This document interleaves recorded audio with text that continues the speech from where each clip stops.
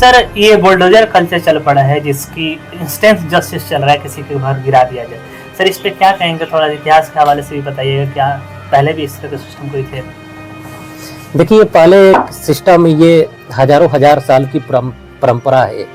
जब इस्लाम धर्म का वजूद नहीं था, मुसलमानों का वजूद नहीं था, तब भारत में इस परंपरा पहले से जारी था। उसमें बुलडोजर नहीं था, लेकिन भारत के जो दबंग जातियाँ थी, बड़े जाति के लोग थे, वो अपने से कमतर यानी SC ST OBC के लोगों को, घरों को जला देते थे। यहाँ तक कि बस्ती के बस्ती साफ कर देते थे।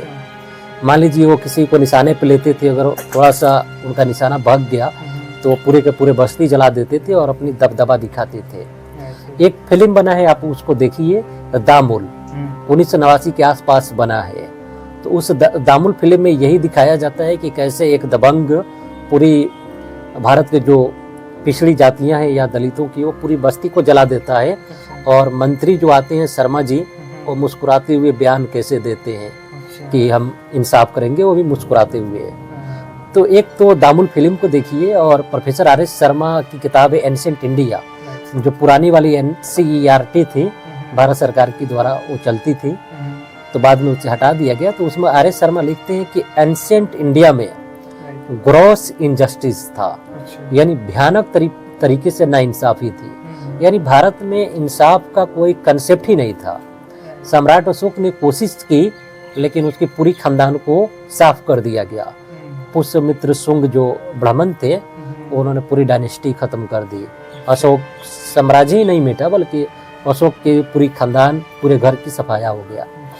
तो ये परंपरा भारत में हजारों साल से चलती रही।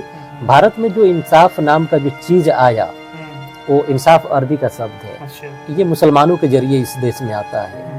और इसके बाद जो यूनिफॉर्म की हम जो बात करते हैं ना, वो यूनिफॉर्मिटी मुसलमान ही लाते हैं, और इसके अलावा इसको अंग्रेज लाते हैं। अब इसका बड़ा विरोध हुआ जब अंग्रेज पैनल कोड ला रहे थे, 1860 के इंडियन पैनल कोड, तो उसका काफी विरोध हुआ। बड़े जाति के लोग काफी नाराज थे कि ये कैसे हो सकता है।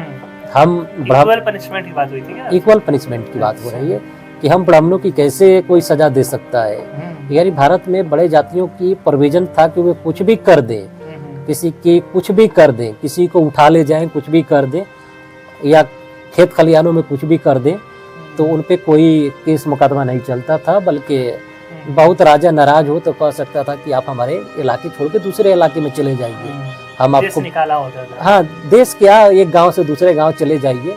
तो ये ग्रॉस इनजस्टिस था। भारत के जो पिछड़े, अति पिछड़े जो भी लोग थे, शूद्र थे, SC ST OBC के लोग थे, उनके साथ हजारों साल से ये होता आया है। प्रेमचंद को आप पढ़िए तो आपको इसके बारे में पता चलेगा। कौटिल्य के अर्थशास्त्र पढ़िए, उसमें वो साफ कहते हैं कि किसी को कैसे सजा देनी चाहिए, शूद्रों की सजा क्या हो, ब्राह्मणों की सजा कोई सजा नहीं होनी चाहिए। तो ये सारी चीजें पहले से थे। तो बुलडोजर के नाम पे जो मुसलमानों पे चल रहा है, या पिछड़े, अति पिछड़े या दलितों पे कभी कभी चल जाता है, तो बहुत सारे लोग खुश होते हैं कि देखो कितना अच्छा चल रहा है। जबकि जो हिंदी मीडिया है, इसको अलग तरीके से दिखाता है। हम तो यही कहेंगे कि इन अखबारों से थोड़ा बचने की कोशिश करिए। आपको जो इंसाफ मिल रहा है, ये मुसलमानों की वजह से मिल रहा है, और इसीलिए मुसलमानों पे बुलडोजर चल रहा है और ईसाइयों पे चल रहा है।